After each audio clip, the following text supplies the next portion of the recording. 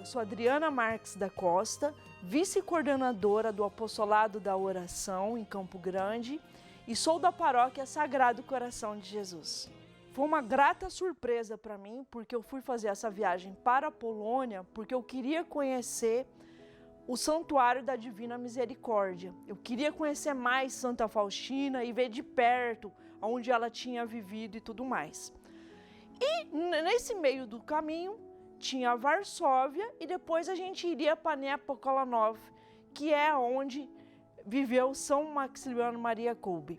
E foi assim, uma grata surpresa, porque eu descobri um lugar e um santo tão maravilhoso que intercede tanto pela gente, e eu não tinha muito conhecimento dele. Então foi um presente que eu ganhei de Jesus nessa viagem. Nós fomos do Brasil, fomos para a primeira cidade, foi Varsóvia, na Polônia, e de Varsóvia nós fomos de ônibus até Niepokalanów, que é perto. Chegando lá, bom, o primeiro lugar que nós entramos foi o Santuário da Adoração Perpétua, que é um lugar assim espetacular, um lugar de muita oração, um lugar muito bonito e é onde tem um dos altares de adoração perpétua mais lindos que eu já vi nesse planeta, que são assim, uma imagem tridimensional de Nossa Senhora e do coração dela é onde fica Jesus exposto para nós fazermos adoração. Então eu achei aquilo assim muito impactante, que eu nunca tinha visto algo tão lindo num lugar de adoração. Saindo de lá, nós entramos na Basílica Menor da Imaculada Conceição, que fica no mesmo complexo, que é um lugar muito bonito também, assim, um lugar bacana de oração, assim, que te leva àquela contemplação de Nossa Senhora e tá orando. E da Basílica nós fomos para a igreja, a primeira igreja desse monastério, que é muito bonita, ela é de madeira, está tudo assim conservado, tudo intacto, e foi onde nós podemos ter uma missa com o nosso pároco, que foi o nosso líder espiritual da viagem, que foi o Padre Leandro, e ele que fez a missa nesse lugar. Então pensa assim, a gente foi contemplado com mais esse presente de ter uma missa na mesma igreja que São Maximiliano Maria Kolbe fazia suas missas. E de lá a gente foi para onde ficava as celas, né, dos freis, e a gente pôde conhecer a cela em que morou São Maximiliano Maria Kolbe. Gente, aquilo até me arrepia de lembrar, porque assim, é um lugar tão intenso que você sente como se ele estivesse vivo na tua presença ali, né? Eu acredito muito nisso, que embora não esteja fisicamente, ele não estava fisicamente, mas espiritualmente ele está muito presente naquele lugar. Ele era muito simples, muito humilde, está tudo muito bem conservado. Então aquela escrivaninha que a gente já viu várias vezes na internet, ele escrevendo, às vezes ela meia bagunçada de papel e tudo mais, tá lá a escrivaninha intacta. E eu pude fazer oração nessa escrivaninha. Pensa assim, você ficar um pouquinho naquele lugar que ele ficou tantas horas, estudando a palavra, lendo a Bíblia, escrevendo, né? Tantas coisas lindas que ele deixou pra gente, tudo feito nessa escrivaninha. A caminha dele, muito simples, a coberta até surradinha, que vocês vão ver nas imagens, das fotos que eu tirei, mas tudo assim muito simples, muito limpo, muito organizado, um guarda-roupinha com todas as batinas deles penduradas ali. Então assim, um lugar assim que eu senti a presença dele nesse local. Então foi muito, muito assim, intenso. E foi um prazer ter estado no local que ele viveu e aonde ele foi preso pelos nazistas. Então foi dali que ele foi levado preso, de lá ele foi direcionado para Varsóvia e de Varsóvia ele foi para o campo de concentração de Auschwitz.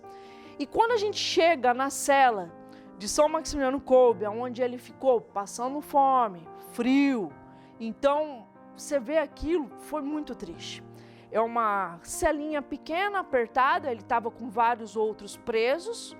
E quando você sabe da história, que ele não era para ele morrer ali naquele momento, mas ele trocou de lugar com um pai de família. Então você vê a grandeza daquele homem, né?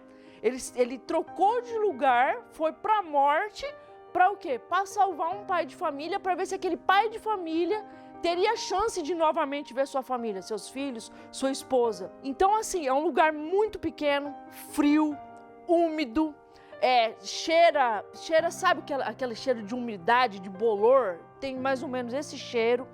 É escuro, mas aonde era a celinha dele tem uma iluminação, que claro que isso já fizeram agora, para todo mundo lembrar desse momento, cheio de flores.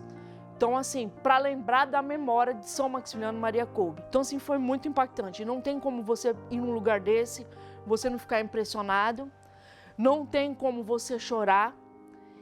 E esse lugar me levou a rezar pelas almas no purgatório. Então, foi aí que eu consegui, parece que compreender que eu tinha que rezar pelas almas no purgatório. Então, passando por toda essa experiência de morte que tem nesse lugar que é Auschwitz.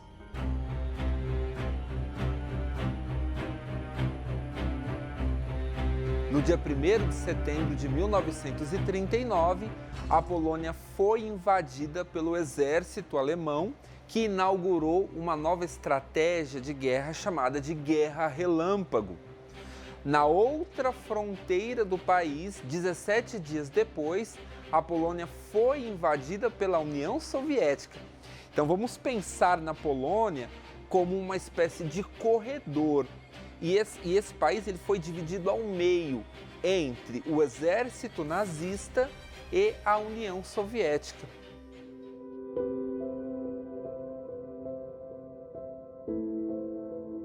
São Maximiliano ele foi preso pela primeira vez no início de 1941, quando ele foi levado da cidade da Imaculada, que era o convento onde ele desenvolvia todo o seu trabalho.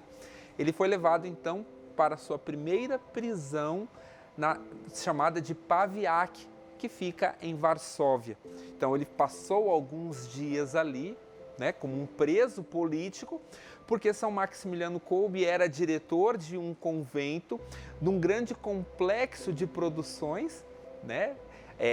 As edições da Imaculada, né, alcançavam mais de 1 milhão de pessoas por mês, então tinha um alcance muito grande. Além do fato de que São Maximiliano Kolbe contava também com uma emissora de rádio, então o alcance que ele tinha era muito grande. Ele é levado para Pawiak, passa alguns dias e depois, junto com outras pessoas, né, não só frades que estavam no convento, mas outras pessoas, sobretudo judeus, né, são levados então para Auschwitz I, né?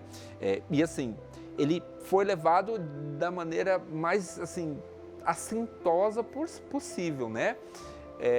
Não houve nenhum tipo de respeito pelo fato dele ser sacerdote ou pelo fato dele desenvolver esse trabalho tão bonito que ele tinha, não, né? Ele foi levado, né, como qualquer outra pessoa. Todo ser humano merece a dignidade por ser filho de Deus, né?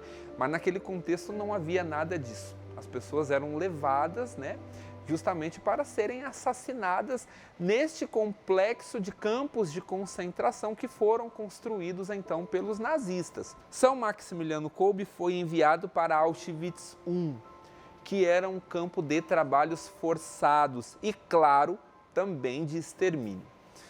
Então, ali, os prisioneiros que eram levados para este campo de concentração, eles eram submetidos a todo tipo de atrocidade que nós podemos imaginar, né? E trabalhos forçados, assim, ininterruptamente, sem nenhum tipo de descanso nem nada, né?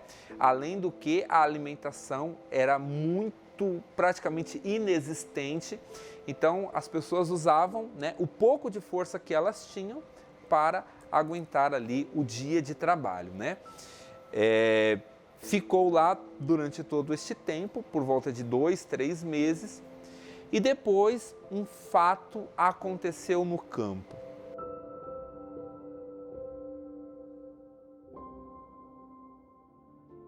Um prisioneiro escapou. No final, a contagem feita pelo exército nazista, eles perceberam que um prisioneiro havia escapado. Era comum eles morrerem durante o trabalho, né, porque não aguentavam ali a exaustão, né, eles eram exauridos até o limite das suas forças. Mas um prisioneiro escapou. E em represália, por esse prisioneiro, o diretor do campo, né, determinou que 10 prisioneiros seriam mortos em represália a este fato. Isso também era uma tortura psicológica, né, que era feito então pelos nazistas. E dentre esses 10 prisioneiros que haviam sido escolhidos, um destes prisioneiros, chamado Francisco, chorava muito porque ele não queria ser assassinado, porque, segundo, né, a sua fala, ele era pai de família e tudo mais. Padre Kolbe falava a língua alemã e ele sai daquele enfileiramento ao qual eles estavam e vai conversar com o diretor do campo e pede para assumir o lugar daquele pai de família. Né? E ele fala na língua alemã, porque ele era fluente nesse idioma. Então, ele troca de lugar com esse pai de família e ele vai, então, para o bunker da fome, onde os prisioneiros eram submetidos a inúmeras torturas e morrer de inanição, de fome e de sede. Então, São Maximiliano Kolbe foi assassinado com uma injeção de ácido fênico e teve o seu corpo cremado em um dos fornos crematórios que havia em Auschwitz I.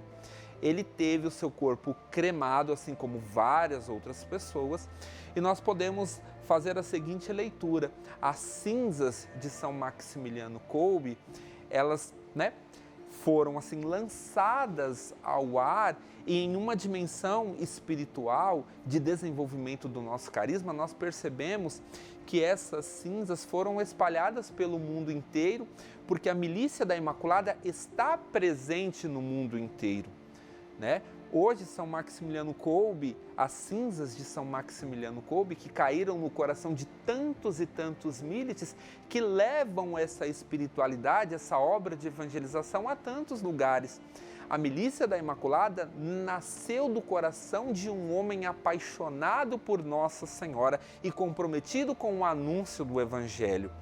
E ele oferece a sua vida em um holocausto de amor por um pai de família.